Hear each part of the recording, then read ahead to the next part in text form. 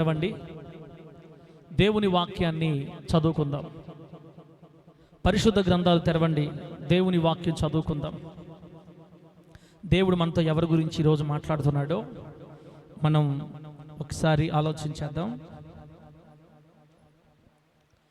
దేవుని బిడ్డలారా, సమూయేలు మొదటి గ్రంథం 11వ అధ్యాయం మొదటి వచనం నుండి కొన్ని వచనాలు చదువుకుందాం.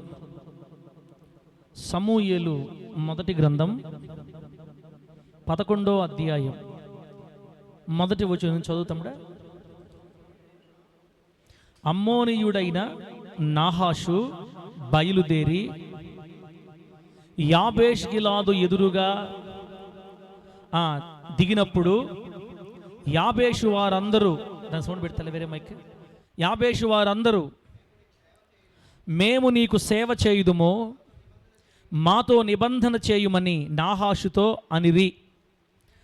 ఇజ్రాయేలీలందరి మీదికి నింద తెచ్చునట్లు మీ అందరి కుడి కన్నులను ఓడదీదునని మీతో నేను నిబంధన చేసేదనని అమోనీయుడైన నాహాషు యాబేషు వారి పెద్దలతో చెప్పగా, వారు మేము ఇజ్రాయేలీల సరిహద్దులకు అన్నిటికీ దూతలను పంపుటకై 7 దినముల గడువు మాకిమ్ము, మమ్మను రక్షించుటకు ఎవరునూ లేకపోయిన ఎడల మమ్మును మేము నీకు అప్పగించుకునేదమని మేము మీకు అప్పగించుకునేదమని రీ.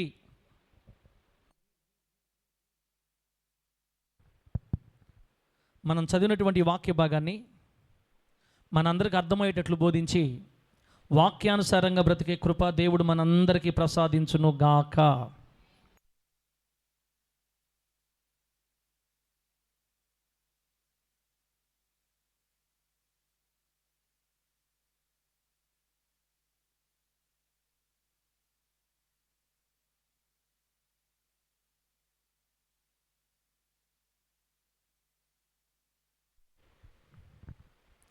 దేవుని నామానికి మహిమ కలుగును గాక. దేవుని బిడ్డలారా,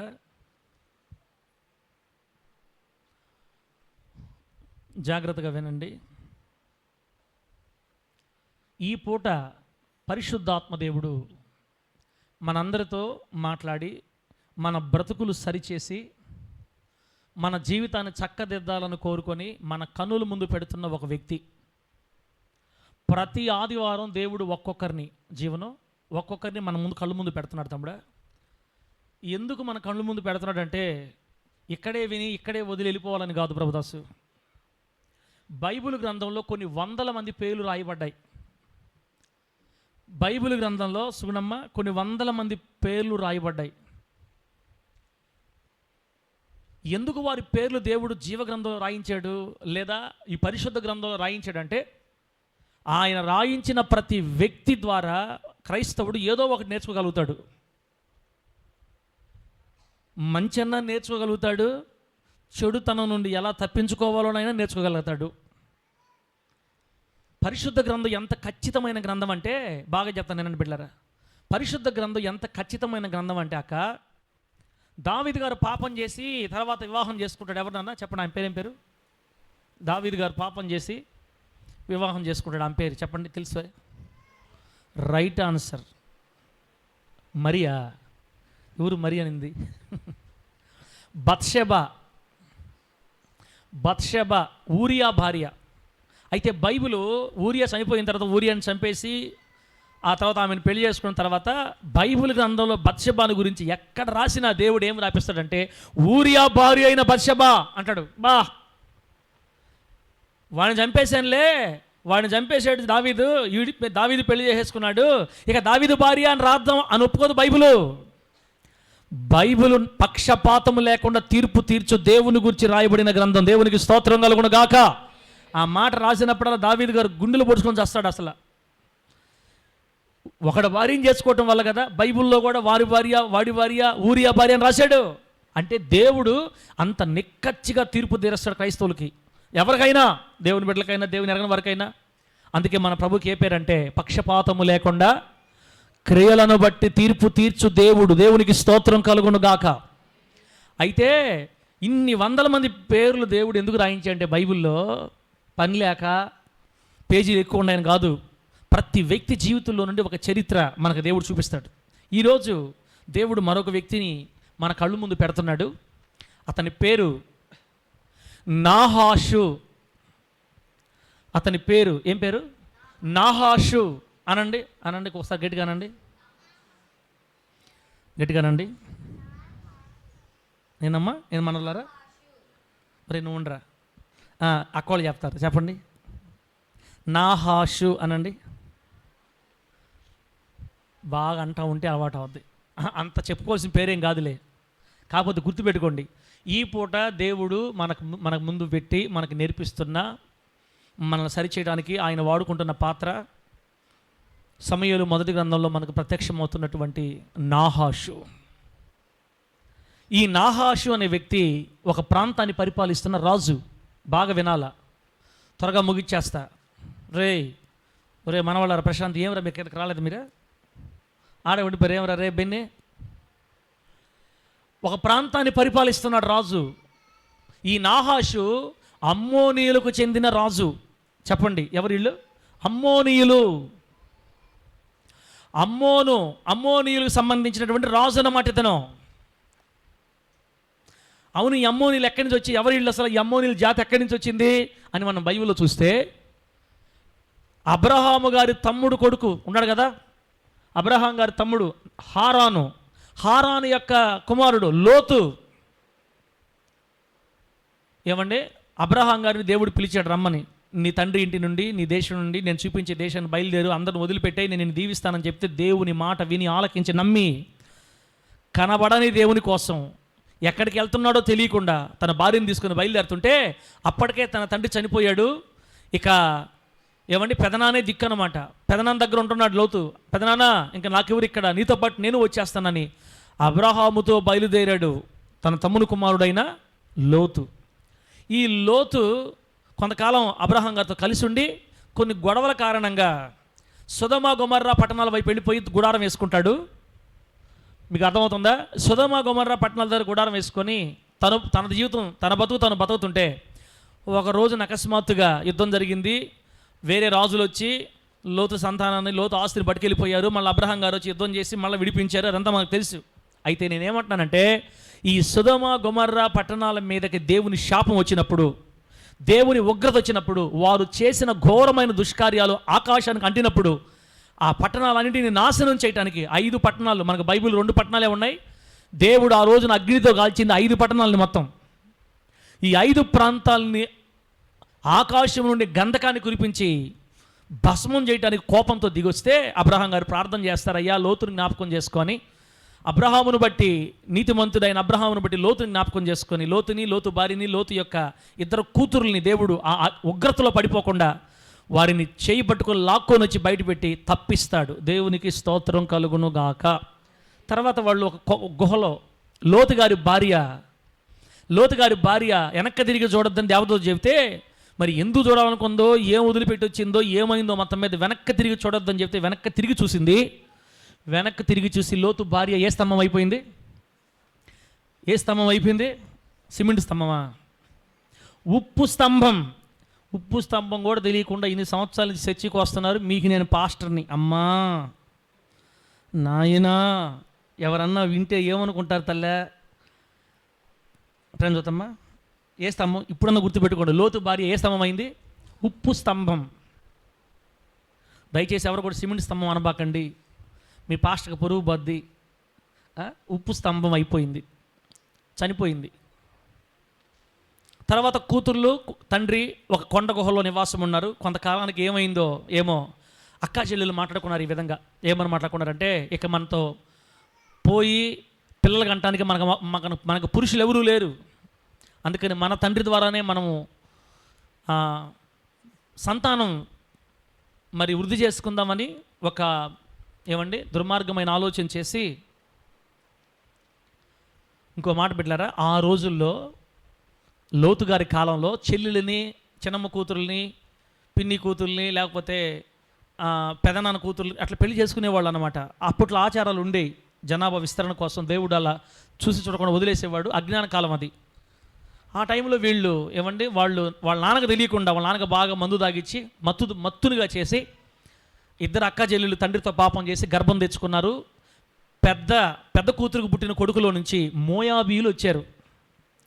లోతుకి పెద్ద కూతురికి పుట్టిన అక్రమ సంబంధం కదా, అందుకే దేవుడు వీళ్ళని విసిరేశాడు. అసలు వీళ్ళు నా దగ్గర చేరకూడదు అన్నాడు. అక్క చెల్లెలు చేసిన పాపం అది. అక్క చెల్లెలు, లోతు నీతిమంతుడే, లోతుకు తెలియదు పాపం, కూతుర్లు చేసిన దుర్మార్గత.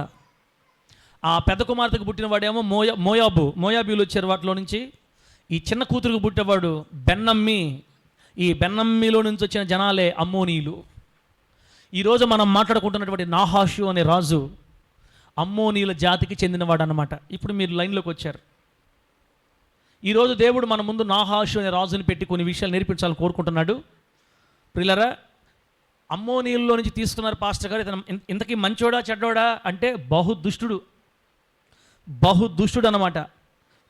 విగ్రహాలను సేవించి జీవము గల దేవుణ్ణి, తన పెదనాన్న సంతానమైన ఇశ్రాయేలీలు పూజిస్తున్న దేవుడిని పక్కన పెట్టి, అబ్రహాం గారి పిల్లలేమో ఇశ్రాయేలీలు, లోతు గారి పిల్లలేమో మోయాబీలు, అమ్మోనీయులు. ఒకటే రక్తం, ఒకటే బ్లడ్, కానీ వీళ్ళు శత్రువులు అయిపోయారు. సజీవుడి దేవుడిని పక్కన పెట్టి వారి ఇష్టం వచ్చినట్టు విగ్రహాలను చేసుకొని విగ్రహారాధన చేసి సృష్టిని పూజిస్తున్నారు. దేవుని చాలా కోపం తెప్పించారు. అందుకే దేవుడు వీళ్ళని పక్కన పెట్టేశాడు పూర్తిగా. అటువంటి అన్య జాతి నుంచి మనకు రాజును దేవుడు చూపిస్తున్నాడంటే, ప్రియులారా, ఏదో ఒక సందర్భం మాకు నేర్పించాలనే, ఆ వ్యక్తి ద్వారా ఏదో ఒక విషయం మాకు నేర్పించాలనే కోరుకుంటున్నాడు. కనుక అవేంటో మనం ముందు నేర్చుకుందాం. ప్రభు నామానికి మహిమ కలుగును గాక. చిన్న పాట పెట్టి చూడు తల్లే, చూడు. నాహాషు అనే పేరుకి అర్థం, నోట్స్లు తెచ్చుకొని రాసుకోవాలా, చదువుకున్న వాళ్ళు రాసుకోండి. నాహాషు అనే పేరుకి అర్థం ఏంటంటే కఠినుడు లేదా సర్పము వంటి వాడు అని అర్థం. పాము. నాహాషు అనే పేరుకి కఠినుడు లేదా సర్పం వంటి వాడు అని అర్థం, లేదా సాతానుకి సాదృశ్యం అన్నమాట. పేరుకి అర్థమేమో కఠినుడు లేదా పాము వంటి వాడు అని అర్థం. ఈ నాహాషు ఈరోజు మనకు దేవుడు మన ముందు ఎందుకు పెట్టాడంటే, సాతానుకి సాదృశ్యంగా. ఇప్పుడు నాహాషు అని అన్నప్పుడల్లా మీరేం గుర్తుపెట్టుకోవాలంటే సాతాను గుర్తుపెట్టుకోవాలా. సాతాను స్వభావం ఎట్లా ఉందో సేమ్ ఈ నాహాషు స్వభావం అట్లాగే ఉంది. పాములు అంటాడు కదా, సర్పం వంటి వాడు కదా. ఏదైనా తోటలో ప్రత్యక్షమైంది సర్పంలోనికి వచ్చాడు ఆది సర్పం సాతాను.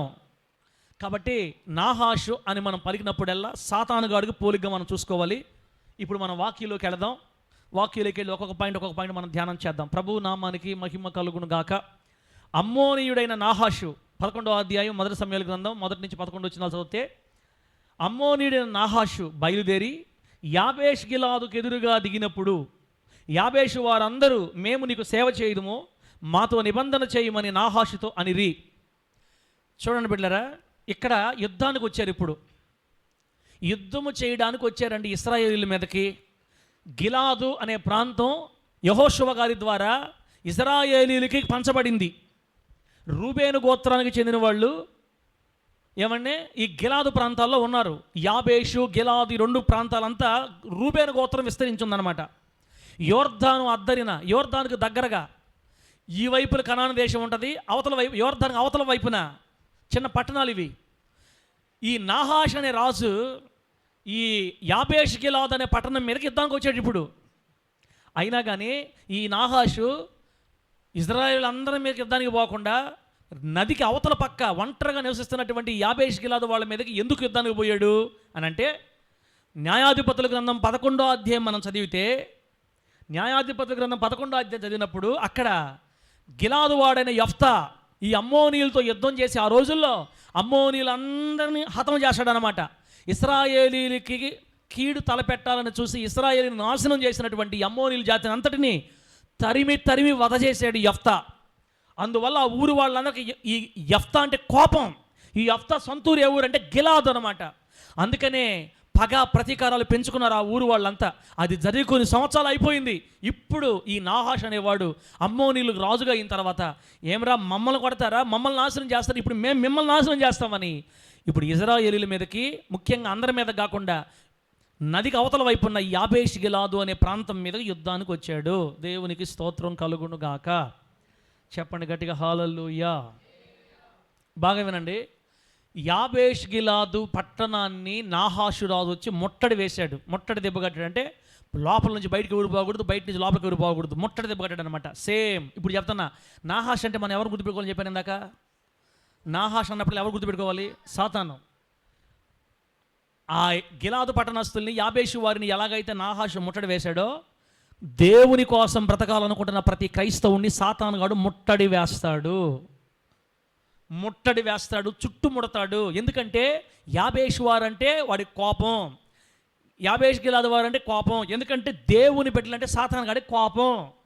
లోకాన్ని, పాపాన్ని విడిచిపెట్టి నీతిమంతులుగా బ్రతికి రోషంగా నడుం కట్టుకొని, ఏమంటే సగం సగం సచ్చినోళ్ళు సగం బతికినోళ్ళుగా నులివెచ్చనగా ఉండేవాళ్ళుగా కాకుండా దేవుని కోసం రోషంగా నిలబడాలని, భక్తి చేయాలని కోరుకున్న ఏ ఒక్కరన్నా కూడా వాడి కోపమే. అందుకే క్రైస్తవులందరి చుట్టూ వాడు చుట్టుముడతాడు అనమాట. క్రైస్తవుల్ని, దేవుని బిడ్డల్ని చుట్టుముడతాడు. ఈరోజు ఈ మందిరంలో కూర్చుని అందరిని కూడా చుట్టుముట్టున్నాడు. ఎవరు ఎవరు ఎవరు ఎవరు ఎవరు నాహాషుకు సాదృశ్యముగా ఉన్న సాతాన్. అందరిని రౌండ్ వేస్తున్నాడు. ఇక్కడ అందరిని రౌండ్ వేస్తున్నాడు. అవును, కానీ ఎందుకు రౌండ్ వేసాడు? ఎందుకు రౌండ్ వేసాడంటే సాతాను గాడికి మన బలహీనతలన్నీ బాగా తెలుసు. ఎందుకు తెలుసు? లోకంలో ఉన్నప్పుడు నీకు ఏ అలవాటు ఉందో వాడికి బాగా తెలుసు. నాకు లోకంలో ఉన్నప్పుడు సినిమాల అలవాటు ఉండేది. నా సంగతి చెప్పుకుంటాను, మీ సంగతి ఎందుకు మళ్ళీ మీరు బాధపడతారు. నాకు లోకంలో ఉన్నప్పుడు ఏ అలవాటు లేవు జీవనం. సినిమా మారిందంటే వెళ్ళిపోవాలా. ఏం సార్ పాస్టర్ కొడుకు పోయిండు, నువ్వు అంత మంచి వాళ్ళేం కాదు. అందుకే చెప్తున్నాం కదా, నాలాంటి వాడు కూడా దేవుడు ఎట్ట కోరుకుని అనిపిస్తుంది. ఒక్కోసారి దేవుడి దగ్గర ఏడుస్తాను నేను. నాలాంటి వాడు కూడా నువ్వు ఎట్ట కోరుకుంటావు ప్రభువా? మంచి మంచి నీతిమంతులు, జ్ఞానవంతులు కోరుకోవాలా? బొమ్మ మారి వెళ్ళిపోయేవాడిని నన్ను ఎట్ట కోరుకున్నావు? సరేలే, ఎట్ట కూడా కోరుకున్నానులే. కానీ ఆయన చెప్పటం, నాకు లోకంలో ఉన్నప్పుడు ఈ సినిమా పిచ్చి, ఇంకొక పిచ్చి అనుకోండి, ఓకే. ఇప్పుడు నేను ప్రభువుని నమ్ముకున్నా, నా పాపాలు యేసు రక్తంలో కడగబడ్డాయి, నేను నీతిమంతుడిగా ప్రభు కోసం నిలబడ్డా. ఇప్పుడు నాహాషిగాడు ఏం చేస్తాడంటే రౌండ్ వేస్తాడు.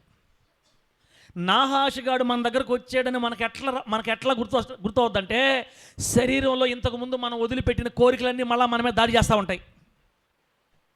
ఫోన్ తీసుకొని నువ్వు ఏదైనా వాక్యం చూడాలనుకుంటున్నాం అనుకో, సినిమాలు చూసేటప్పుడు నీ ఫ్యాన్ ఎవరో వాడు వస్తుంటాయి వీడియోలు. ఒకప్పుడు మా ఫ్యాను ఏమైనా చూస్తే పోదా, కొత్త సినిమా వచ్చిందంటే ఒక బిట్టే కదా, ఒక బిట్టేలే కంకరాజు, ఎన్ని బిట్లు, ఒక బిట్టే, ఒక క్లిప్పే, ఇది చూస్తే చాలు. హీరోయిజం ఎట్టుంది, అట్టే ఉన్నాడా, మాట మారిందా, నరకం మారిందా? అప్పుడు బాగా ఎంగుగా ఉండేవాడు, ఇప్పుడు ఇన్ని సంవత్సరాలు అయింది, వచ్చేస్తాడు నాహాష్ గారు, ఇంకా లేనిపోని ఆలోచన పెట్టేస్తాడు, చుట్టుముడతాడు అనమాట. ఏమన్నా యాబేష్ గిలాదు వారిని చుట్టుముట్టినట్లుగా, ముట్టడి వేసినట్లుగా క్రైస్తవులందరినీ సాతానుగాడు ముట్టడి వేస్తున్నాడు. నీ వీక్నెస్లన్నీ వాడికి బాగా తెలుసు. ఒకప్పుడు నీకు పొవ్వాకుల వీక్నెస్ ఉండేది, ఒకప్పుడు నీకు బీడీల వీక్నెస్ ఉండేది, ఒకప్పుడు నీకు సిగరెట్ల వీక్నెస్ ఉండేది, ఒకప్పుడు నీకు మందు వీక్నెస్ ఉండేది, ఒకప్పుడు స్త్రీల అలవాటు ఉండేది, ఒకప్పుడు నీకు పురుషుల అలవాటు ఉండేది. అప్పుడు మారు మనసు పొందక మునుపు పాప హెచ్చల్లో ఉండేవాళ్ళమే. ఇప్పుడు యేసు రక్తంలో కడగబడి నీతిమంతులు అయిన తర్వాత వదలడు నాహాషు చుట్టుముడతాడు. నేను ఖచ్చితంగా ఆల్రెడీ ముట్టడి వేస్తున్నాడు. ఎప్పుడు దాకా వేస్తాడు తెలుసా? నువ్వు నేను సచ్చేదాకా వాడు రౌండ్ వేస్తానే ఉంటాడు, మనకి రౌండ్ వేస్తానే ఉంటాడు. వాడిని తప్పించుకొని బ్రతుకుతూ ఉండడమే భక్తి చేయటం. దేవునికి స్తోత్రం కలుగును గాక. గట్టిగా హల్లెలూయా అని చెప్పండి గట్టిగా హల్లెలూయా అని. వాడి పేరు ఏం పేరు వాడి పేరు ఏందలే? నాహాషు, అమ్మోనీయుల రాజు, చీకటి సామ్రాజ్యాధినేత, అక్రమ వంశంలో వచ్చినవాడు. ఏమని? సాతానుగాడు. యాబేష్ గిలాదు వారు అంటే క్రైస్తవులు, దేవుని బిడ్డలు, ప్రభు కోసం బతికే వాళ్ళని ముట్టడేసాడు అంతే. ప్రియులారా, ఇప్పుడు యాబేష్ వాళ్ళు, ఈ యాబేష్ గిలాదు ప్రాంతపు వాసులు ఎప్పుడైతే అతను ముట్టడేశాడో, కొందరు పెద్దలు అందరూ మాట్లాడుకొని ఊరు బయటికి అమ్మోనీయుడే నాహాష్ దగ్గరికి కొంతమంది పెద్దలు పంపించారు సంధి కుదుర్చుకుందామని. ఏమని సందో తెలుసా? అడగబోగానే వాళ్ళు అంటున్నారు, అయ్యా నాహాషు, అయ్యా రాజుగారు సలామండి, మేము మీతో యుద్ధం చేసి మేము గెలవలేమండి, మీరు ఓకే అంటే మేము మీకు సేవ చేస్తాం, మాతో నిబంధన చేయండి, మాకు యుద్ధం వద్దు, మీకు దాసులు అయిపోతాం. ఏం మాట్లాడుతున్నారు వీళ్ళు? వీళ్ళు యేసు రక్తంలో కడగబడ్డ వాళ్ళు, వీళ్ళు పరిశుద్ధులు, మందిరంకి వెళ్ళేవాళ్ళు, లోకాన్ని విసర్జించిన వాళ్ళు, పాపాన్ని వద్దనుకున్న వాళ్ళు, శరీరాన్ని చంపుకున్న వాళ్ళు, పరలోకం కొరకు ఎదురుచూపులు చూసేవాళ్ళు, దేవుని మహిమ కోసం బతకాలనుకునేవాళ్ళు, వీళ్ళు ఏమంటున్నారంటే శత్రువుకు భయపడిపోయారు.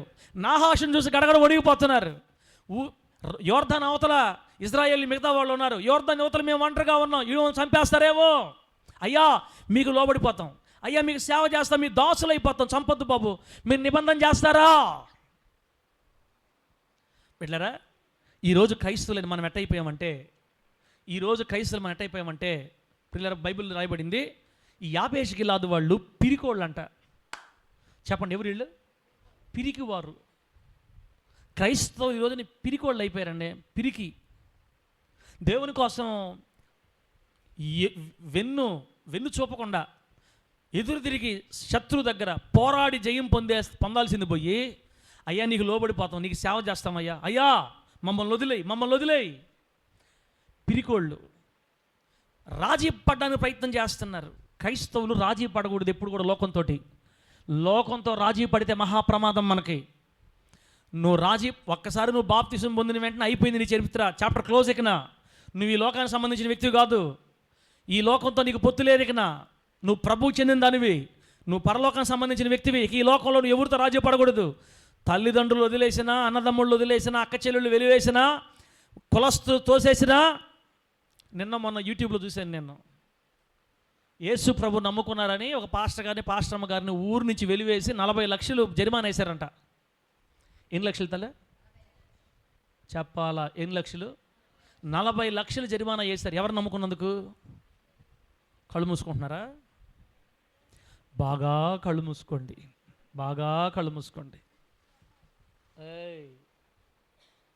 కొట్ట నిన్ను. బాగా కళ్ళు మూసుకోండి. ఏం చెప్పాను? అది కాదు, దాని ముందు ఏం చెప్పాను చెప్పరా? 40 లక్షల జరిమానా భయపెట్టేశారు అనమాట. 40,000 కట్టించుకున్నారంట. ఫస్ట్ ఊరిలో ఉండాలంటే, ఇంట్లో ఉండాలంటే, సొంత ఇంటిని కూడా మేము కబ్జా చేస్తాం, మా ఊరు నుంచి బయటకు వెళ్ళిపోవాలి, నువ్వు ఈ ఊరిలో ఉండాలంటే ఫస్ట్ 40,000 కట్టు, తర్వాత 40 లక్షలు కట్టాలి. నువ్వు యేసు ప్రభును వదిలితే 40 లక్షలు తీసేస్తావు, 40,000 అయిపోద్ది. నువ్వు యేసు ప్రభు కావాలనుకున్నావా, 40 లక్షలు కట్టాల్సిందే. ఇది ఎక్కడ జరిగింది? తెలుగు రాష్ట్రాల్లో జరిగింది. హలో, ఆశీర్వాద వాక్యాలు వినేవాళ్ళలారా, దేవుడు మీకు తోడై ఉన్నాడు కనుక భయపడకము, రెక్కల నీడలో ఎత్తుకుని అని వాక్యాలు అంటున్నారు. హలో అయ్యా, నేను నీకు తోడై ఉన్నాను కనుక భయపడకమని వాక్యాలు వింటున్న వారులారా, అదిగో వచ్చేసింది మనకు శ్రమల కాలం. ఆ ఊరిలో ఈ ఇంట్లో నువ్వు ఉండాలనుకుంటే 40 లక్షలు కట్టాలా, లేకపోతే వెళ్ళిపో ఊరు వదిలిపెట్టి అంటే. వాళ్ళు ఇక ఏం చేయలేక దిగులు పడిపోయి, పాస్టర్ సంగతి చెప్తున్నా నేను, విశ్వాసులు కాదు, అగ్ర కులస్తులు అనమాట, కాస్త మంచి క్యాస్ట్ అనేదే సగం దరిద్రం మన దేశానికి. ఏమండి, ఆదాము కడుపులో వచ్చిన మనందరికి ఇప్పుడు క్యాస్ట్ అని తగిలిచ్చారు మన దేశంలో. ఏం చేద్దాం? కాస్త పై కులాలు అయ్యేసరికి ఇట్లా టార్చర్ పెట్టారు. ఆ పాస్టర్మ్మ కొంచెం టెన్షన్ పడిపోయి, ఏమండి, యేసు కొరకు యేసయ్య కోసం వెలివేయబడటం మహాభాగ్యం, ఆమె నన్ను గట్టిగా. కాలవ కట్ట మీద గుడిసేసుకొని బతికితే చాలు ఈ జీవితానికి. మన చెట్టుగా మనకి ఇల్లు కావాలా? బతికే కొద్ది బతుకు కోసం గుడిసెలో బతికేవమ్మా, రాజు అంతస్తు ఇస్తాడు దేవుడు నీకు అక్కడ. ఆమె అని చెప్పగట్టుగా పరలోక రాజ్యంలో భవనాలు, రాజభవనాలు. మనందరికీ లేని భాగ్యం అక్కకి అన్నకు దేవుడు ఇస్తాడా? ఎందుకు ఇవ్వడా? యేసు నామం కొరకు హింసించబడ్డారు. పాప మా అక్క తట్టుకోలేక సూసైడ్ చేసేసుకుంది. మందు ఏదో తాగేసింది, పాపం ఆత్మహత్య చేసుకుంది. చనిపోలేదు కానీ చివరి సెకండ్లో బతికింది. మనుషులు కదా, తట్టుకోలేక, వాక్యపు బేస్ లేక పాపం భార్యాభర్తలు ఇద్దరు దిగులు పడిపోయి. ఇప్పుడు పాస్టర్ అయినప్పుడు విశ్వాసం ఉండాలా పడలేదా అన్న? ఉండబల్లే. ఒక్క విశ్వాసం ఉంటే ఒట్టన్నా జోసెఫ్ అన్న. అందుకే ఏ విశ్వాసిని కూడా, అమ్మా మీ తప్పని కాదులే, ఎవరు భయాలు వాళ్ళు. ఇప్పుడు వాళ్ళు వచ్చి మాట్లాడారంటే మేము కూడా మీరు ఊర్లోంచి అంటారు, మళ్ళీ మీరు 20 లక్షలు కట్టిన అంటారు. మాకెందుకు వచ్చిన బాధ? పాస్టర్ అయితే 40 లక్షలతో బాధ్ది, మళ్ళీ మేము పోతే మీరు 20 లక్షలు కట్టాలి, మాకెందుకు వచ్చిన బాధ నాయన? ఒక్క విశ్వాసాల తోడు. ఆ రోజు యేసు ప్రభువుని అరెస్ట్ చేస్తే ఎట్టయితే శిష్యులందరూ చెట్లకు పుట్లకు పరిగెత్తారో, కనికరాజు పేతురు ఏమన్నాడు చెప్పండి? పేతురు ఏమన్నాడు? అయ్యా వీళ్ళందరూ నిన్ను వదిలిపెట్టి వెళ్ళిపోయినా, నేను మాత్రం అవసరమైతే చచ్చిపోతాను కానీ అవసరం చచ్చిపోతాను కానీ నువ్వెవరో నాకు తెలియదని చెప్పను నేను, బస్తీమే సవాల్. యేసయ్య అన్నాడు, ఆయన ఎవరో నాకు తెలియదని నువ్వు 3 సార్లు చెప్పిన తర్వాతే కోడి కోసొద్దు నాయన అన్నాడు. ఒకటే మాట, నేను ప్రాణం పెడతా ప్రభు అంటున్నావే, అసలు నువ్వే 3 సార్లు చెప్పేది నాకు నువ్వెవరో నాకు తెలియదని. ఇప్పుడు మనం ఆ విశ్వాసాలు తప్పుపట్టడం కాదు, ఎవరైనా భయపడతారు, కానీ దేవుని కోసం రోషంగా నిలబడి కొంతమంది ఉండొచ్చు. మనం అలా ఉండకూడదు. యేసయ్యని నమ్ముకుంటే అన్ని ఆశీర్వాదాలే, అన్ని నెమ్మదిలే, రోగాలు పోతాయి, అప్పులు పోతాయి. ఉండవమ్మా నువ్వు చాలుగానే, అయిపోయింది, రోజులు అయిపోయింది. ఇప్పుడు అయ్యి కదా మనం చెప్పుకోవాల్సింది. ఇదిగో ఊర్లో ఇంట్లో ఉండాలంటే 40 లక్షలు కట్టాలని భయపెట్టేశారు, ఇల్లు స్వాధీనం చేసుకున్నారు, ఊరు బయట నెట్టేశారు, ఎక్కడో గవర్నమెంట్ హాస్పిటల్లో పడి ఆడొస్తున్నారు, ఎవరు సపోర్ట్ చేసేవాళ్ళు లేక. యేసయ్య కోసం బతకాలంటే కష్టాలు తప్పవు మనకి. యేసయ్య కోసం బతకాలంటే రోగాలు, నష్టాలు, వ్యాధులు, బాధలు తప్పవు. నిలబడితేనే పరలోక రాజ్యం. దేవునికి స్తోత్రం కలుగును గాక. నిలబడితేనే పరలోక రాజ్యం. చూసుకోండి, దేవుడు కావాలా లోకం కావాలా కోరుకోండి, మీ ఇష్టం. ధైర్యంగా ఉండాలా, ప్రభు కోసం ప్రాణం పెట్ట రెడీగా ఉండాలా. వీళ్ళేంది సచ్చోళ్ళు, పిరికోళ్ళు. ఇక్కడ లేరా పిరికోళ్ళ? ఇక్కడ లేరా? నేను పెద్ద గొప్పవాడినా ఏమో నాకు తెలీదు. పిరికి, ప్రతిదానికి పిరికి రాజీ పడిపోతారంతే. అయ్యా నాహాష్ గారు మమ్మల్ని ఏం చేయొద్దండి ప్లీజ్, మేము నీకు లోబడిపోతాం, దాసులు అయిపోతాం, అయ్యా నిబంధన చేయ్యా, మాకు కీడు చేయమని రాజీపడి పిరికోళ్ళు అమ్మా రాజీకి ప్రయత్నం చేస్తున్నారు. పోరాటం చేద్దాం, పోరాడదాం, యుద్ధం చేసి గెలుద్దాం. ఇశ్రాయేలీని నేను ఎవరికి మొక్కకూడదు, నమస్కారం చేయకూడదు, నేను ఎవరికి మొక్కను నమస్కారం చేయలేని మొర్దెకై శపథం చేస్తే వీళ్ళేంది భయపడిపోయారు లోకానికి, సాతానికి. క్రైస్తవులారా, మనలో కూడా చాలామంది లోకానికి భయపడిపోతారు. లోకస్తులకు భయపడి దేవుని కప్పుకుంటారు. బైబిల్ బయట కనపడితే క్రిస్టియన్స్ అనుకుంటారని బ్యాగుల్లో పెట్టుకుంటారు. బైబిల్ కనపడితే మనల్ని దేవుని పెట్టి అనుకుంటారేమో, ఫ్రెండ్స్ ఎగతాళి చేస్తారేమో అని దాచుకుంటారు యేసయ్య లోపల. పిరికోళ్ళు సాతానుతో రాజీకి ప్రయత్నం చేస్తున్నారండి. వీళ్ళరా ఇంకోటి ఏంటంటే, వీళ్ళకి దేవుని మీద నమ్మకమే లేదు. ఎవరికి? ఇశ్రాయేలీలకి దేవుని మీద నమ్మకం లేదు. ఎర్ర సముద్రాన్ని దాటించి, యోర్దాను నదిని దాటించి, కొన్ని వేల వందల అద్భుతాలు, సూచికలు, మహత్కారాలు చేసి, సముద్రం అంతా నీళ్ళని బండలో నుండి ఇచ్చి, పరలోకం నుంచి ఆహారం కురిపించి, మాంసాన్ని ఇచ్చి, 40 సంవత్సరాలు గద్ద రెక్కల మీద పిల్లలు మోసుకొచ్చినట్టుగా మోసుకొని వచ్చి ఏమంటే దేశంలో స్థిరపరిస్తే, వాడెవడో వచ్చాడని ఓడి కాళ్ళు పడుకున్నారు. ఇది నాకు అర్థం కదా. ఏమైపోయింది దేవుని కార్యాలు? ఏది నీకు దేవుని మీద విశ్వాసం? ఏది దేవుని విశ్వాసం నీకు? అదేమంటే ప్రార్థన చేయండి, కాళ్ళు నొప్పులు, మోకాళ్ళు నొప్పులు. బిడ్డలారా, ప్రతి చిన్నదానికి ఎందుకు అనుమానపడుతున్నారు? ఎందుకు మన విశ్వాసం ఎట్టుపోయింది? పిరికోళ్ళు అండి, 50 ప్రజలు పిరికోళ్ళు. అందుకే పోయి అయ్యా మేము నీకు సేవ చేస్తామయ్యా, మాతో నిబంధన చేయయ్యా అని. ప్రియమైన దేవుని బిడ్డలారా, అటువంటి పరిస్థితుల్లో ఆ నాహాష్ ఏం మాట్లాడుతున్నాడు తెలుసా? రేయ్ ఇజ్రాయేల్ చెప్పుపోయి 50 చెప్పు, మిమ్మల్ని నిబంధన చేయటం కాదు, మీతో నిబంధన ఎలా చేస్తాను తెలుసా? 50 వారందరికీ కుడి కన్నులు ఓడదీసి అప్పుడు నేను నీతో నిబంధన చేస్తా. ఆ వాక్యం అక్కడ ఉంది. ఏదో వచ్చిన అది 2వ వచనం, ఇశ్రాయేలీలందరి మీదకి నింద తెచ్చున్నట్లు మీ అందరి కుడి కన్నులను ఓడదీయుదనని మీతో నేను నిబంధన చేసేదనని అమ్మోనీయుడైన నాహాషు యాబేషు వారి పెద్దలతో చెప్పగా. చెప్పండి, నాహాషు ఇప్పుడు ఏ కన్నులు ఓడబెడతాడంట? ఏ కన్నులు? ఎడం కన్నా కుడి కన్నా? మాట్లాడండి తల్లే, మాట్లాడండి. ఎట్లున్నారు ఏంది నాకు అర్థం కాల. నేను ఏ ఊర్లో ఉన్న, ముత్తుకూరులో ఉన్నానో ఇంకేడన్నా ఉన్నానో నాకు అర్థం కావట్లా. బాగా డల్లుగా ఉన్నారు. ఏ కన్నులు ప్రభుదాస్? ఏ కన్ను? కుడి కన్నులు. కుడి కన్నులే ఎందుకు ఓడదీయాలా తెలుసా? కుడి కన్నులే మనం ఎందుకు ఓడదీయాలి? ఇప్పుడు ఏదన్నా గురు చూడాలనుకోండి, ఏదన్నా గురి చూసుకోవాలనుకోండి, ఏం చేస్తారు? ఎడం కన్ను మూసి కుడి కన్నుతో చూస్తారు గురి. బాణం కొట్టాలనుకోండి, బాణంది ఏ కన్ను మూసి ఏ కన్ను చూస్తారు? ఎడం కన్ను మూసి కుడి కన్నుతో చూస్తారు అన్నమాట. అంటే యుద్ధం చేసేటప్పుడు కుడి కన్నుతో చూస్తారు. ఇప్పుడు అతను ఏంటంటే కుడి కన్ను కన్నా ఓడబిగితే వీళ్ళు యుద్ధము చేయలేరు, ఎప్పటికీ పనికిరాళ్ళు అయిపోతారు అని. చూసారా, సాతానుగాడు మన కుడి కన్నులు ఓడబేకాలన్నది వాడి ఆశ. ఓ భక్తిపరుడు అనుకుంటున్న ఓ విశ్వాసి, నేను బాగున్నాను, దేవునిలో భక్తి చేస్తున్నాను, నీకు ఇంక ఇబ్బంది ఏం లేదు, నేను పడనని భ్రమపడుతున్న ఓ సహోదరుడా, సహోదరి, తమ్ముడా, అన్నా, చెల్లా, మన కుడి కళ్ళు ఓడబీకిందాక మనల్ని వదలడు. అత్యంత జాగ్రత్త లేకపోతే దెబ్బకి పిరికి వదలబడేస్తాడు మన కన్నులు, అంతే, గుడ్డోళం అయిపోతాం తర్వాత. ఒక్కసారిగా మన కన్ను ఓడబీకాడంటే ఇక నువ్వు ఏది చేసినా నీకు అర్థం కాదు. చీకటి కార్యాలు చేసినా కూడా నేను మంచి అనుకుంటా ఉంటాం మనం లోపల, బిడ్డరా. కాబట్టి వాడు ఆశ అంత ఏంటంటే మీ కుడి కన్నులు, క్రైస్తులారా, మీ కుడి కన్నులు ఓడదీస్తా. అందుకే యేసుక్రీస్తు మంచి మాట చెప్పారు, నీ కుడి కన్ను నిన్ను అభ్యంతరపరచిన ఎడల, నీ కన్ను నిన్ను అభ్యంతరపరిచిన ఎడల దాన్ని పెరిగి నీ యొద్ద నుంచి పారేయని. ఇంకో మాట, దేహానికి దీపం కన్ను, దేహమునకు దీపం కన్నే కనుక నీ కన్ను మంచిదైతే నీ దేహం అంతా వెలుగుమయమై ఉంటుంది, నీ కన్ను చెడ్డదైతే దేహం అంతా చీకటిమయమై ఉంటుంది. కళ్ళకి మంచి విషయాలు చూపిస్తే దేహం అంతా మంచిగా ఉంటుంది, కళ్ళకి చెడ్డ విషయాలు చూపిస్తే, దీవెన, కళ్ళకి చెడ్డ విషయాలు చూపిస్తే దేహం అంతా చెడ్డ విషయాలే ఉంటాయి. ఫోనుల్లో మనం మంచి చూపించామనుకో కళ్ళకి ఆలోచన, జీవితం అంతా మంచిగా ఉంటుంది. ఫోనుల్లో చెడ్డ చూపించామనుకో జీవితాంతం చెడ్డదైపోద్ది. సైతం కూడా చిన్న అనుకుంటున్నావా, ముట్టడేసాడు నిన్ను, ముట్టడేసాడండి. నాహాషగాడు చిన్నోడు కాదు, నాహాషగాడు చిన్నోడు కాదు. వీళ్ళరా, బైబిల్ గ్రంథంలో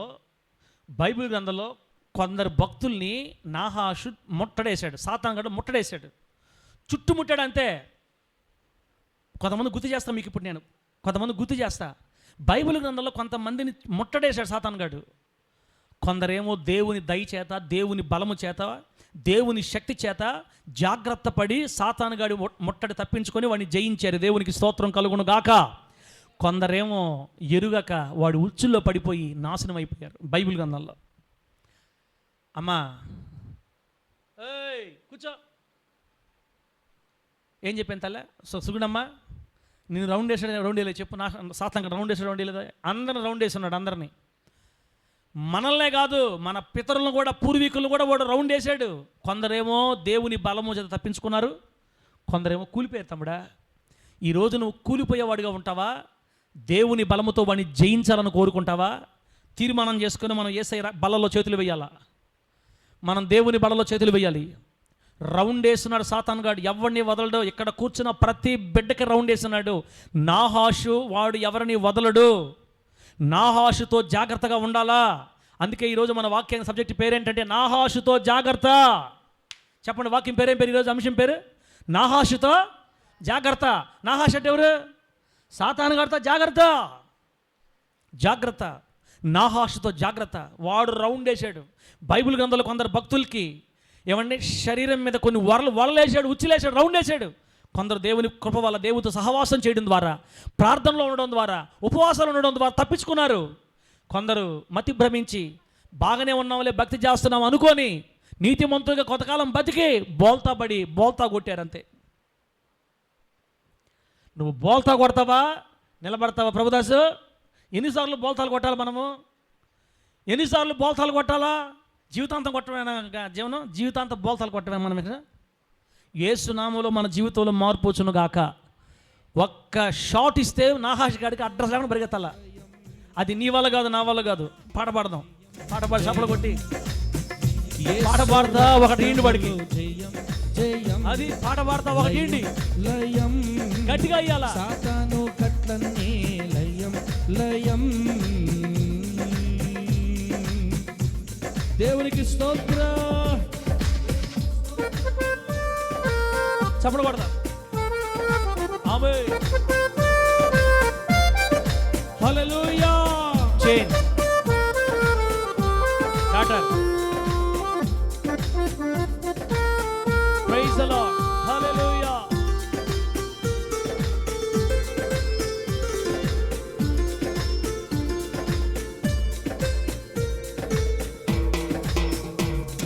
దురాత్మలు వణుకును. ఫస్ట్ వచ్చును. హల్లెలూయా. పాప క్షమాపణ యేసు రక్తములోనే, శాప విమోచన ఆయన నామములోనే. హల్లెలూయా. ఏంటి వేయండి, యేసునామములో పాడు. పాప క్షమాపణ యేసు రక్తములోనే, శాప విమోచన ఆయన నామములోనే. ఎంత ఘోర పాపికైనా క్షణములో విడుదల, ఆలస్యము చేసావో తప్పదు నీకు మూల్యం.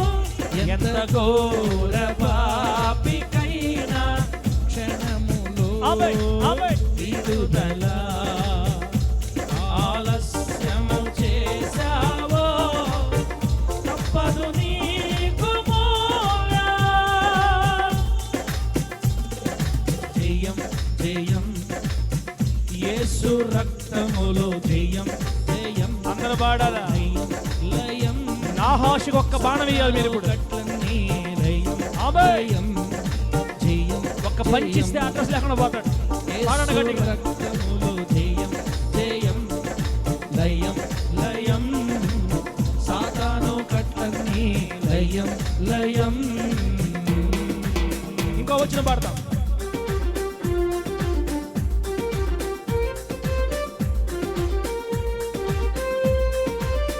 సంతోషంగా చప్పట్లు. హల్లెలూయా. హల్లెలూయా. ఆమేన్ ఆమేన్ ఆమేన్.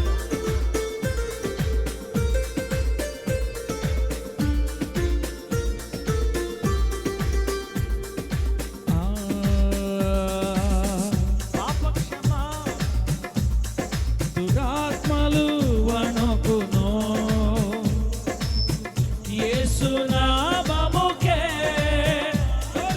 రోగములు పోవును ఆయన మాటతోనే. హల్లెలూయా. దురాత్మలు వణుకును యేసు నామముకే, రోగములు పోవును ఆయన మాటతోనే. ఎంత అలసి సొలసి ఉన్నా నీకు ఉంది నిరీక్షణ, ఆలస్యము చేసావో తప్పదు నీకు మూల్యం. ఎంత అలసి సొలసి ఉన్నా నీకు ఉంది నిరీక్షణ, నిర్లక్ష్యము చేసావో తప్పదు నీకు మూల్యం. గట్టిగా. జయం జయం యేసు రక్తములో, జయం జయం. లయం లయం. సాతాను కట్లన్నీ లయం లయం. కొట్టు చప్పట్లు. జయం జయం యేసు రక్తములో, జయం జయం. లయం లయం. సాతాను కట్లన్నీ లయం లయం. యేసు నామమే మనకు దుర్గం, లేదు లేదిక వేరే ఆహా. ఆశ్రయం. యేసు నామమే మనకు దుర్గం, లేదు లేదిక వేరే ఆశ్రయం.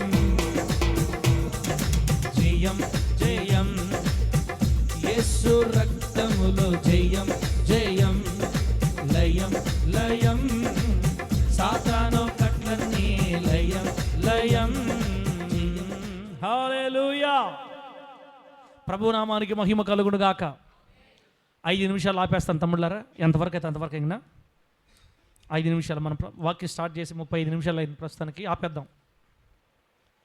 నాహాషుతో జాగ్రత్త. ఈరోజు వాక్యం ఎవరితో జాగ్రత్త? నాహాష్ అంటే ఎవడు? సాతాన్ గడు. మన పూర్వీకులు కొందరిని రౌండ్ వేశాడు. కొందరు దేవుని శక్తి ద్వారా, దేవుని సహవాసం ద్వారా తప్పించుకున్నారు. కొంతమంది పడిపోయారు, కూలిపోయారు అంతే. ఎవరో టకటకటకి జ్ఞాపకం చేస్తారు చూడ, రాసుకోండి, రాసుకునేవాళ్ళు. మన మూల పితరుడు మొట్టమొదటి మానవుడైన ఎవరు? మొట్టమొదటి మానవుడు భూమి మీద దేవుడు మొదటిగా నేలమంటితో చేసిన మొదటి మానవుడి పేరు ఏం పేరమ్మా? అమ్మా మాట చెప్పారమ్మా తల్లి, మేము దేవుడు దీవించక ఆ మాట కూడా చెప్పకపోయి ఉంటే నేనేమైపోయేవాడినో. మొదటి మానవుడిలోక ఎవరు? ఆదాము. ఆదాముకి సాటిన సహాయంగా భార్యని ఇచ్చాడు. ఆమె పేరు ఏం పేరు? హవ్వ. మంచిది. వీళ్ళిద్దరికి దేవుడు ఒక మాట చెప్పాడు, రే అన్ని పండ్లు తినండి, కానీ ఆ తోట మధ్యలో ఉన్న మంచి చెడుల తెలివినిచ్చే వృక్షం యొక్క ఫలాన్ని మాత్రం మీరు తినొద్దు, తింటే ఆ రోజే మీరు చచ్చిపోతారని చెప్పాడు. ప్రభు చెప్పాడు. కొంతకాలం అయిన తర్వాత ఎంటర్ అయ్యాడు అనమాట మనోడు నాహాష్. ఎంటర్ అయ్యేద్దని రౌండ్ వేసాడు. ఎంత ట్రై చేసినా భార్య భర్త ములిపెట్టి బయట రావడంలా. ఆదాము కొంచెం గెడ్డాడు కాబట్టి కుదరలా. వేచి ఉన్నాడు. ఒకరోజు దొరికింది. పాపం హవ్వ భర్తను వదిలిపెట్టి షికారుకు వచ్చింది, తోటలోకి షికారుకు వచ్చింది, అంతే పట్టేశాడు. అందుకే స్త్రీ ఒంటరిగా వర్గం దొరికిందంటే, అందుకే బైబిల్ చెప్తుంది స్త్రీలు చాలా బలహీనమైన ఘటాలంట. మరి ఎందుకు రాశాడు దేవుడు ఆ మాట? బలహీనమైన ఘటం. అమ్మాయి నువ్వు లేకపోతే నేను చచ్చిపోతా అంటే ఊరకే నమ్మేస్తుంది, అది అర్థం కాదు. అవునా? నువ్వు లేకపోతే నేను చచ్చిపోతా అన్నాడు అనుకో, వీడు ఎందుకు అంటాడు ఆ మాట? ఇంకేం పట్టించుకోదు, నేను లేకపోతే చచ్చిపోతాడంట. అమ్మా ప్రేమతమ్మా, ప్రేమలకి ఏమని చెప్పాడు అప్పుడు? నువ్వు లేకపోతే నేను చచ్చిపోతా, చెప్పు చచ్చిపోమంటావా అంటే చాలు ఈ మనిషికి ఇంకంతా మర్చిపోయి అయిపోయింది, ఇంకా వాడే లోకం అయిపోతాడు. ఏదో మొత్తం మీద భలే నమ్మేస్తారు, భలే మెతక. దొరికింది. ఏమండి? రౌండ్ వేశాడు. ఒకనొక రోజు ఇద్దరు మోసపోయారు. హవ్వ తినేసింది పండ్లని, కొన్ని పండ్లు తీసుకొని వచ్చింది, తన భర్తకు కూడా ఇచ్చింది, భర్త కూడా తినేసాడు, రౌండ్ వేసేసాడు. సాతానుగాడు రౌండ్లో పడిపోయారండి, ట్రాప్ అయిపోయారు, మోసం చేయబడ్డారు, తినేశారు. వారి కన్నులు తెరవబడి పాపం లోపలికి ప్రవేశించింది. వారి రక్తంలోనికి మహిమ కోల్పోయి వారి రక్తంలోనికి మొట్టమొదటిసారి పాపం అనే వైరస్ సోకింది. ఆ రోజు నుంచి ఈ రోజు దాకా ఆ వైరస్ ప్రతి రక్తంలో, ప్రతి మానవ జాతిలోకి వెళ్ళిపోయిందండి ఆ వైరస్. ఈరోజు మనకు వయసు వచ్చిన తర్వాత ఒక అందమైన ఆడపిల్లని చూడగానే ఎందుకు ఆశలు కలుగుతున్నాయి, పురుషుని చూడగానే ఎందుకు ఆ తలంపులు వస్తున్నాయి అంటే వైరస్ వచ్చేసింది మన మూల పితరుల దగ్గర నుంచి మనకి. అది మన తప్పు కాదు, పాపంలోనే మనం కనబడుతున్నాం కాబట్టి. మన మూల పితరులు చేసిన పాపమే ఇప్పుడు మనల్ని పరిపాలిస్తుంది. ఈ పాపపు బారి నుండి మనల్ని రక్షించడానికే మన ప్రభు అయిన యేసయ్య శిలువలో ఆయన రక్తం కార్చాల్సి వచ్చింది. దేవునికి మహిమ కలుగును గాక. చెప్పండి, ఆదాము హవ్వను రౌండ్ వేశారు, గెలిచారా పడిపోయారా? గెలిచారా పడిపోయారా? పడిపోయారండి. దేవుడు నిర్దాక్షిణ్యంగా వాళ్ళిద్దరినీ తోటలో నుండి బయటికి వెళ్ళగొట్టాడు బయటికి. మర్యాదగా కాదు, ఈడ్చుకుపోయాడు బయటకు, అవతల పక్క లాక్కు వెళ్ళిపోయాడు, లోపలికి బయటకు అవతల పక్కకి. పో బతుకు పో, నువ్వు ఇక మీద నుండి చెమట కార్చి ఆహారం తినాలి. అమ్మా నీ ప్రసవ వేదన కొంచెమే ఉండేది ఇప్పటి వరకు, ఇప్పుడు ఇంకా మరీ హెచ్చిస్తాను నీ ప్రసవ వేదనని. పాపానికి ప్రతిఫలంగా వచ్చే జీతం మరణం ప్రవేశించింది లోకంలోకి. బిడ్డరా, చాలా దెబ్బతిన్నారు మన మూలపితరులు. తర్వాత బైబిల్ గ్రంథంలో యోసేపుని రౌండ్ వేశాడు నాహాషు. యోసేపును చుట్టుముట్టాడు, యోసేపును రౌండ్ వేశాడు సాతానుగాడు. ఎవరి ద్వారా? యజమానుని భార్య, పోతీఫర్ భార్య. రోజు వచ్చి మాట్లాడుతుంది, నువ్వంటే ఇష్టమని, నీ చరిత్ర నేను మార్చేస్తా, నా మాట విన్నావంటే మంచి ఉద్యోగం ఇప్పిస్తా, నిన్ను నా కన్నుల ముందే పెట్టుకుంటా. వీడిని భయపడుతున్నాను మా వారిని చూసి, వాడిని తీసేయి, ఇదిగో నా మాట విన్నావంటే నేను ఒక స్థాయిలో ఉంచుతాను, రోజు మాట్లాడుతుంది. కానీ యోసేపు దేవునితో సహవాసం చేస్తున్నందువల్ల, ఆమె అన్నాడు గట్టిగా, ఎవరితో సహవాసం? దేవునితో సహవాసం చేస్తున్నందువల్ల ఆమె ఎన్ని దినాలు వచ్చి మాట్లాడినా ఆమె మాట విన్నవాడు కాదు, పాపంలో పడ్డవాడు కాదని మనకు దేవుని వాక్యం సెలవిస్తుంది. యోసేపు సాతానుగాడి ఊరి తప్పించుకున్నాడు, సాతానుగాడి ట్రాప్ తప్పించుకున్నాడు, కేవలం యోసేపు దేవునితో సహవాసం చేసి ప్రార్థనాపరుడై ఉండుట మూలంగా. మూడో ఆయన మోషే గారి మీద కూడా రౌండ్ వేసాడు వచ్చి సాతానుగాడు. ఏ విధంగా తెలుసా? ఐగుప్తు సుఖభోగాలు ఆశ చూపించాడు. మోషే, ఐగుప్తు సుఖభోగాలు కావాలా? దేవుని బిడ్డలతో పాటు అరణ్యంలో పోయి శ్రమలు పడతావా? డబ్బు, అధికారం, హోదా అన్నీ ఉన్నాయి ఇక్కడ, నీకు ఇది కావాలా? అది శ్రమలు కావాలా? ఏమిటి శ్రమలు కావాలంటా నువ్వు? ఒకసారి చూడు, నువ్వెవరివి? రాజు కొడుకువి, రాజు ఆస్థానంలో ఫరో కుమార్తె కుమారుడివి. నెక్స్ట్ నువ్వే పాలకుడు కావచ్చు అవసరమైతే. ఏం చెప్పు? రాజరికం కావాలా, శ్రమలు కావాలా, లోక ఇచ్చలు కావాలా, లోక ఐశ్వర్యం కావాలా, దేవుడు కావాలా అని నాహాష్ గారు 2 ఆప్షన్లు పెడితే మోషే దేవుని కోసం బ్రతకాలని కోరుకున్నాడు కాబట్టి ఫరో కుమార్తె కుమారుడు అనిపించుకోవడానికి ఇష్టం లేక మొత్తాన్ని వదిలిపెట్టి దేవుని ప్రజలతో పాటు అరణ్యంలోకి వెళ్ళిపోయాడు. దేవుని కోసం నమ్మకంగా బ్రతికాడు. దేవుని స్తోత్రం కలుగును గాక. ఆదాము పడిపోతే యోసేపు మోషేలు జయించారు. దేవునికి స్తోత్రం కలుగును గాక.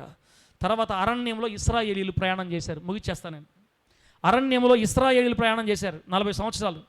ఒకసారి మోయాబు అనే ప్రాంతానికి వచ్చారు. సాతానుగాడు వీళ్ళ మీదకి స్త్రీలను విసిరాడు. మోయాబు రాండ్రని విసిరాడు.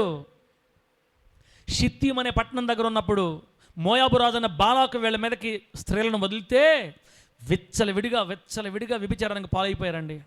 సాతానుగాడు రౌండ్ వేస్తే వీళ్ళందరినీ ఇంచుమించుగా పెట్టారు. 50,000 మందికి పైగా చనిపోయారు ఆ రోజు ఆ వదలో. దేవుని శాపం దిగొచ్చి ఇశ్రాయేల్ మీదకి 50,000 మందికి పైగా కన్నుమూశారు. ఓడిపోయారండి. ఇశ్రాయేల్ అందరూ ఓడిపోయారు. ఆ తర్వాత ఇంకా చూసుకుంటూ పోతే బిడ్డలారా, సంసోను మీదకి విసిరాడు వల సాతానుగాడు. ఎవరి లోపంలో? దెలీలాని విసిరాడండి. ఇకనేముంది? అప్పటిదాకా ఆత్మావేశంతో గొప్ప కార్యాలు చేసినటువంటి మహాబలశాలి, వీరుడు, శూరుడు అమ్మగారు ఒళ్ళో పడుకొని మాట్లాడుకుంటున్నాడు, నేను నిన్ను ప్రేమిస్తున్నాను అని. చెప్పారు కదా, దేవుని సహవాసం కానీ లేకపోతే పడుకోవలసిందే ఎవరైనా. స్త్రీకి పురుషుని వల, పురుషునికి స్త్రీ వల విసరతాడు. నాహాష్ రౌండ్ వేస్తే సంసోను ఓడిపోయాడు. కృప పోగొట్టేసుకున్నాడు. కళ్ళు ఓడదీయబడ్డాయి. పిల్లల తర్వాత దైవజనుని ఏలీ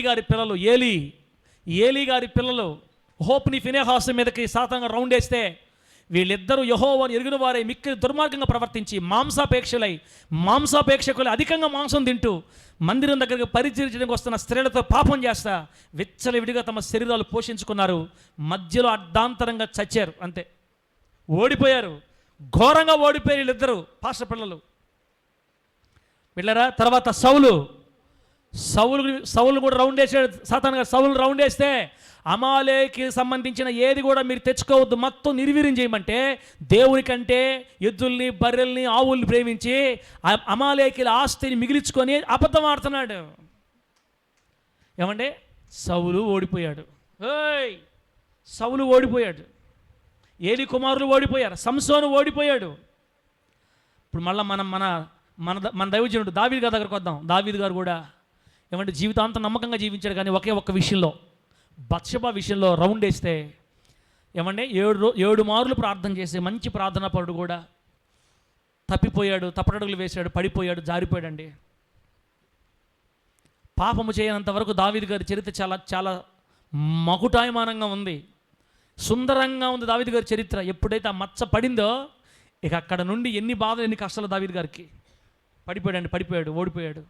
సొలొమోను గారిని రౌండ్ వేస్తే సాతానుగా సొలొమోను రౌండ్ వేస్తే 1000 మంది భార్యలు చేసుకొని, విగ్రహారాధికురాలైన భార్యలు చేసుకొని, చివరి టైంలో ముసలి వయసులో తన భార్యలు సంతోషపెట్టడానికి వారు కోరినట్లుగా వారికి దేవతలకి దేవాలయాలు కట్టించాడు దగ్గరుండి. ఎంత ఘోరం!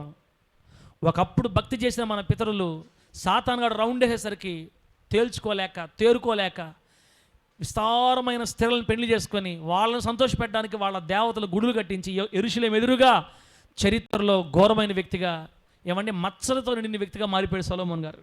పడిపోయాడు, ఓడిపోయాడు. తర్వాత దానియేలు గారిని చూస్తే, దానియేలు గారిని పాడు చేయాలని ఆహారం ద్వారా టెస్ట్ చేసే సాతానుగాడు ఆహారాన్ని పెట్టాడు తన కళ్ళ ముందు. మంచి అందమైన భోజనాన్ని పెట్టాడండి. కానీ అది యూదులకి నిషిద్ధం ఆహారం తింటాం. దానియేలు గారు అయితే దేవునితో రోజుకు 3 పూట్ల మోకాళ్ళ నుంచి ప్రార్థన చేసే అనుభవం కలిగిన వాడు కాబట్టి, దినమునకు 3 మోకాళ్ళని ప్రార్థన చేసే అలవాటు కాబట్టి సాతాను యొక్క ప్రేరణ జయించి ఆహారం ద్వారా తను అపవిత్రం కాకుండా తప్పించుకొని భక్తి చేశాడు. దేవునికి స్తోత్రం కలుగును గాక. తర్వాత గెహజీ ఎక్కడ యుద్ధంలో వెండి బంగారు శేనర వస్త్రాలు తెచ్చుకొని దాచుకున్నాడు. దేవునికంటే బంగారం వెండి ఎక్కువ ధనాన్ని ప్రేమించాడండి. పడిపోయాడు దెబ్బకి. ధనాన్ని విసిరాడు సాతానుగాడు, కుక్క బిస్కెట్ లాగా పడిపోయాడు. తర్వాత ఆకాను కూడా సేమ్ అంతే. వెండి బంగారు వస్త్రాల కోసం కుక్క బిస్కెట్ వేసేసరికి ఆవురావురంటే వెళ్ళిపోయి శాపాన్ని కుష్టుని, గెహజీ ఏమో కుష్టుని, ఆకానేమో నోరు తెరిచి ఏమంటే రాళ్లతో కొట్టి ఆకోరు లోయలు వేసేస్తే రాళ్ళ కుప్ప కింద శవం అయిపోయారు. అంతా ఎంత ఘోరమైంది, అందరూ కనుమరుగైపోయారండి ఎక్కడోళ్ళు అక్కడ. బిలాము ప్రవక్తను రౌండ్ వేసాడు సాతానుగాడు. బిలాం ప్రవక్తకి సోదె సొమ్ము కుక్క బిస్కెట్ వేసేసరికి డబ్బుకి బానిసైపోయాడు, గుర్తించలేకపోయాడు, దర్శనం కోల్పోయాడు. తర్వాత తన జీవితం ముగించబడిపోయింది. అననీయ సప్పీరా కొత్త నిబంధనలో అననీయ సప్పీరా పొలం అమ్మి ధనమంతా దేవునికి ఇవ్వకుండా కొంత దాచుకొని ధనాపేక్షతో అక్కడే పడి చనిపోయారండి, ఓడిపోయారు వీళ్ళు కూడా. చివరిగా ఇస్కరియోతు యోధ యేసుక్రీస్తు వారి 12 మంది శిష్యుల్లో ఒక శిష్యుడు ఇస్కరియోతు యోధ డబ్బు కోసం యేసు ప్రభు వారిని అమ్ముకొని ప్రియులారా తన జీవితంలో పరిచయం పోగొట్టుకొని శాపగ్రస్తుడై ఓడిపోయాడు. సాతానుగాడు వీళ్ళందరినీ జయించేశాడు. ఇప్పుడు నేను చెప్తున్నాను చూడండి, వీళ్ళందరినీ రౌండ్ వేసిన సాతానుగాడు నన్ను రౌండ్ వేయలేదా? ఆల్రెడీ చుట్టుముట్టున్నాడు, ముట్టడేస్తున్నాడు. నాహాషు యాబేష్ గిలాదు వారి మీకు యుద్ధానికి వచ్చినట్టు మనందరూ చుట్టుముట్టున్నాడు, రౌండ్ వేసిన అందరికీ. ఇప్పుడు ఎవరు ఓడిపోతారో ఎవరు గెలుస్తారో మీకే తెలియాలా, నాకు తెలియాలా? సాతానుగాడు మనల్ని ముట్టడించడానికి వాడే ఆయుధాలు ఏంటంటే స్త్రీకి పురుషుడు, పురుషుడికి స్త్రీ.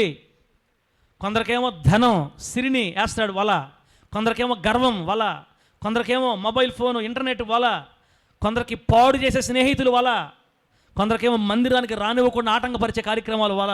రకరకాల వలలేసి నిన్ను టార్చర్ పెట్టి నిన్ను నాశనం చేయాలని కోరుకుని అమ్మోనీయుడైన నాహాషు రూపంలో సాతానుగాడు తిరుగుతూ ఉన్నాడు మన చుట్టూ. ఇప్పుడు ప్రభు చెప్తున్నాడు, నాహాషుతో జాగ్రత్త, వాడు వచ్చేస్తున్నాడు జాగ్రత్త. బిడ్డారా, వారి కుడి కనులు ఓడదీస్తే ఎప్పటికీ వాళ్ళు యుద్ధం చేయలేరు కాబట్టి గురి చూసుకోవడానికి వాడేది కుడికన్నే కాబట్టి ఇంకెప్పటికీ ఆత్మీయ యుద్ధంలో నువ్వు చేయకుండా, ఇంకా యుద్ధంలో పాల్గొనకుండా దీర్ఘకాలికంగా నువ్వు ఇక పడిపోయి లోకంలో కలిసిపోయి చనిపోయిన తర్వాత నరకానికి పోవాలని నిన్ను ఈడ్చి కొట్టాలని ఆశతో వచ్చున్నాడు. వాడిని నువ్వు గుర్తుపట్టాలి. దేవునికి స్తోత్రం కలుగును గాక. చెప్పండి గట్టిగా హల్లెలూయా. ఈ అమ్మోనీయులు, మోయాబీలు ఇశ్రాయేలు రక్త సంబంధికులే కానీ బద్ధ శత్రువుగా ఉండేవాళ్ళు సాతాను సంబంధికులు అన్నమాట. అయితే ప్రియులారా, ఈ అమ్మోనీయుల్ని మనం ఏమనుకోవాలంటే శరీర క్రియలు అనుకోవాలండి. గుర్తుపెట్టుకోండి, ఈ అమ్మోనీయులు నాహాషేమో సాతానుకు సాదృశ్యం అయితే అమ్మోనీయులు వచ్చి శరీర క్రియలకు సాదృశ్యం. గలతీ పత్రిక 5:19 ఉంది. శరీర క్రియలు స్పష్టమై ఉన్నాయి. జాగ్రత్త, వ్యభిచారం, జోదం, రకరకాల ఏమంటే ఆ లిస్ట్ ఉంది అక్కడ. శరీర క్రియలు, అమ్మోనీయులు అంటే శరీర క్రియలు. అమ్మోనీయులు నీలోనే ఉన్నారు, మన శరీరంలోనే ఉన్నారు అందరూ. వీళ్ళని గుర్తుపట్టి శరీరంలోంచి ఉద్భవిస్తున్నటువంటి శరీర ఇచ్చల్ని మనం చంపి వాక్యంతో శరీరం నలగొట్టి శరీరాన్ని మన స్వాధీనంలో తెచ్చుకోగలిగితే తప్ప పొరపాటున జయించే ప్రసక్తి లేదు. అందుకే దేవుడు మనతో మాట్లాడుతున్నాడు. ప్రియులారా, అమ్మోనీయులు నీ మీద దండెత్తి వస్తున్నారు.